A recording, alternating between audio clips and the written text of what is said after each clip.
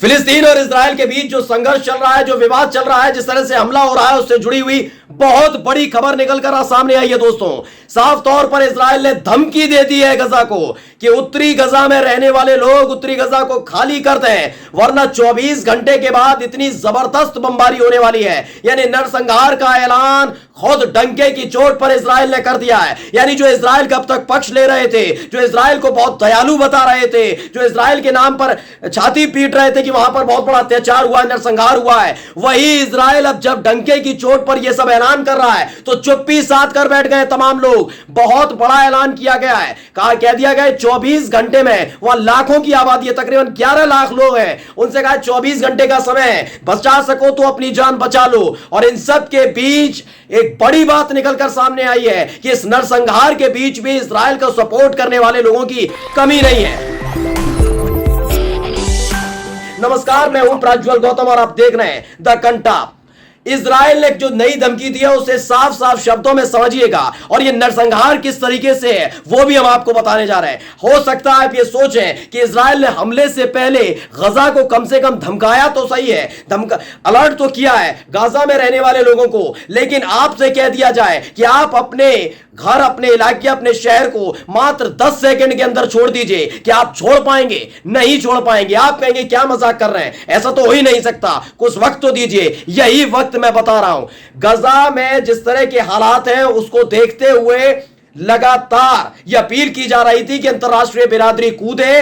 Israel से appeal की जा रही थी कि भाई अब तो बमबारी रोको, आप हमास के खिलाफ कर रहे हो, हमास के ठिकानों को अब नेस्तनाबूद कर रहे हो, हमास के लड़ाकों को मार रहे हैं, हमास ने हमला आपके ऊपर किया, हमास को बर्बाद कर रहे हैं, ठीक है, लेकिन आप फिलिस्तीन के साथ ऐसा कैसे कर सकते हैं? आप ही तो कहते हैं कि फिलिस्तीन और इजराइल दो अलग अलग बात है, लेकिन हमास एक आतंकवादी समूह है। अगर हमास एक आतंकवादी समूह है तो उस आतंकवादी समूह के लड़ाकों को से बदला लेने के लिए आप निर्दोष लोगों को कैसे मार सकते हैं? लेकिन अंतरराष्ट्रीय ने चुप्पी साधी है, कोई अंतरराष्ट्रीय बिरादरी बोलने के लिए तैयार नहीं है। सब ने चुप्पी साध कर बैठे हुए हैं, सांस रोक कर बैठे हुए कि भाई हमें कुछ लेना देना नहीं है। इजराइल के साथ जो हुआ था उसे अब फिलिस्तीनियों को भुगतना पड़ेगा। यानी जब बात होगी इजराइल की तो हमास का नाम लेकर इजराइल को हमेशा पीड़ित बताया जाएगा, क्योंकि बात हम फिलिस्तीन की उठा देंगे, 75 साल पुराने उसके नरसंहार की उठा देंगे, लेकिन जैसे ही इजराइल पर हमले की बात जिक्र हो जाएगा तो कहा क्या जाएगा, नहीं भाई इजराइल जो कर रहा है बिल्कुल ठीक कर रहा है, फिलिस्तीनियों पर का नरसंहार जो हुआ था वो 75 साल पुरानी बात है, हमास ने उस पर हमला किया, इजराइलियों को भुगतना और फिलिस्तीनियों को भुगतना पड़ेगा। ऐसा तो नहीं हो सकता ना।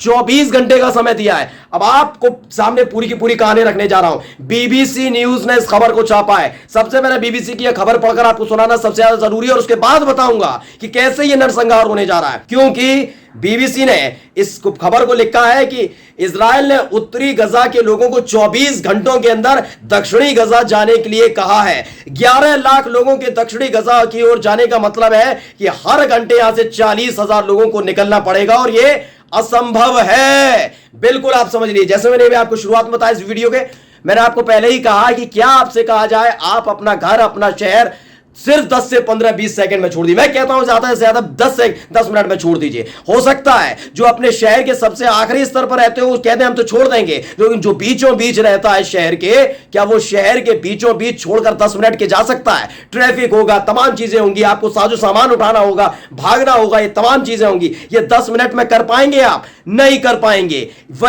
वही काम जानता है इजराइल। इजराइल अपने आप को बहुत साफ सुथरा, ईमानदार और दिखाने की कोशिश कर रहा है। कह रहा है देख लीजिए, हमने तो फिलिस्तीनियों से कह दिया कि आप 24 घंटे में निकल लीजिए, लेकिन यही थे, ये रुके हुए थे, ये हमास के सपोर्टर हैं, ये आतंकवादियों के सपोर्टर हैं, और जब आतंकवादियों के सपोर्टर हैं तो आतंकवादी हैं। गिरा दिया गया बम, गिरा दी गई मिसाइल, मरते हैं तो मरने दीजिए, कोई फर्क इजराइल को नहीं पड़ता। अगर कोई ये सोचता है कि इजराइल को तिनक भर भी फर्क पड़ता है तो आप बहुत ज्यादा मासूम है, क्योंकि 75 साल से इजराइल यही काम करता आया है। एक यहूदी जो वहां पर सरकार में बैठा उसने यही काम फिलिस्तीन के अंदर किया है। मैं आपको तस्वीर कई बार दिखा चुका हूं कि 1948 की जो तस्वीर थी वो पलट के 2012 तक ही, 2023 की बात नहीं कर रहा, 2012 तक ही ऐसी पलट गई कि आप पहचान नहीं पाएंगे। भाई शरणार्थी कौन था और कौन है भाई मेन इसका मालिक, यानी कौन मकान मालिक था, कौन किराएदार था, आप पहचान नहीं पाएंगे। पूरी तरह से खत्म कर दिया गया फिलिस्तीन को। अब दो हिस्से बचे, ऊपरी हिस्सा जो बचा है उसे वेस्ट बैंक के नाम से जाना जाता है, और निचला हिस्सा जो है हम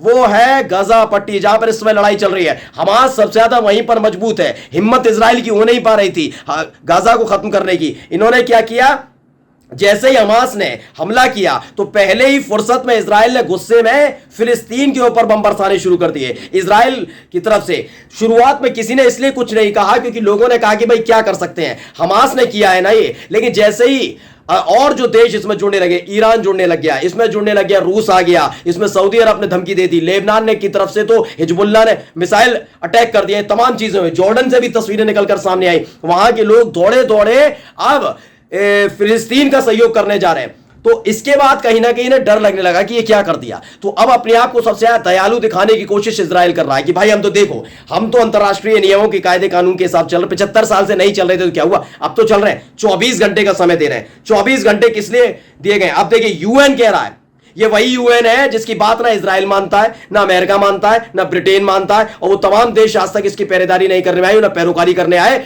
जो देश इस समय इजराइल का पुरजोर समर्थन कर रहे हैं।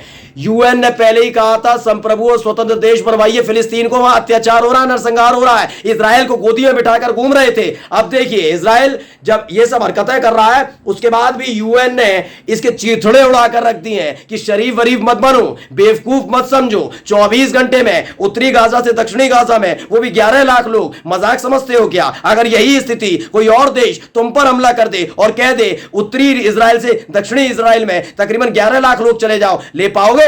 नहीं।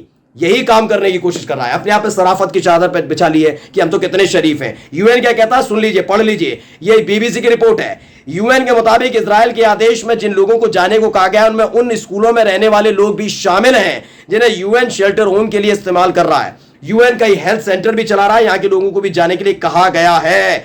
यह बड़ी खबर इसलिए निकलकर सामने आ रही है क्योंकि अभी हाल ही में आपको मालूम होगा जिस तरह का अटैक इजराइल ने हमास के अटैक के बाद किया था, नहीं पलटवार किया गया था, उसमें कई जगह पर बमबारी की गई, कई लोगों की मौत हो गई। आपने कई तस्वीरें सोशल मीडिया पर अब तक देख ली होंगी जिसमें छोटे छोटे बच्चों की मौत हो गई, कई अपाहिज हो गए, कई लोगों को गंभीर चोटें आई, वो अस्पताल के अंदर भर्ती हैं। अब सोचिए, यूएन खुद कह रहा है कि भाई इतना मुमकिन नहीं हो पाएगा। आप जिन 11 लोगों की गिनती कर रहे हो ना, 11 लाख लोग, उनमें से ज्यादातर तो अब जख्मी हो चुके हैं बुरी तरीके से। कैसे उनको ले जाया जाएगा दक्षिण गाजा की ओर? लेकिन इजराइल हटी अधर्मी टाइप का बैठे ना, हम तो करेंगे ही करेंगे। 24 घंटे का समय दे रहा है। लेकिन आपको फिर बता दूं, इसका जवाब भी हमास ने दे दिया है। हमास ने कह दिया है कि जमीनी स्तर पर अगर इजराइल ने गलती से भी गजा में पैर रखा तो इजराइल के लिए बहुत भारी पड़ने वाला है, बहुत भारी, बहुत ज्यादा भारी पड़ने वाला है। ये 24 घंटे की धमकी किसी और को देना, ये हमास ने सीधे तौर पर समझा दिया है। यानी हमास और इजराइल के बीच जो फिलिस्तीनियों के साथ हो रहा है उस पर अब ये पूरी अंतरराष्ट्रीय बिरादरी चुप है कि 24 घंटे में खाली कैसे होगा। यानी एक देश डंके की चोट पर खुद को पीड़ित बताते हुए मासूम नागरिकों को कि नरसंहार की धमकी देता है और अंतरराष्ट्रीय बिरादरी कहते हैं देखिए हम तो न्याय प्रणेता हैं, इजराइल के साथ गलत हुआ। ये गलत हुआ है।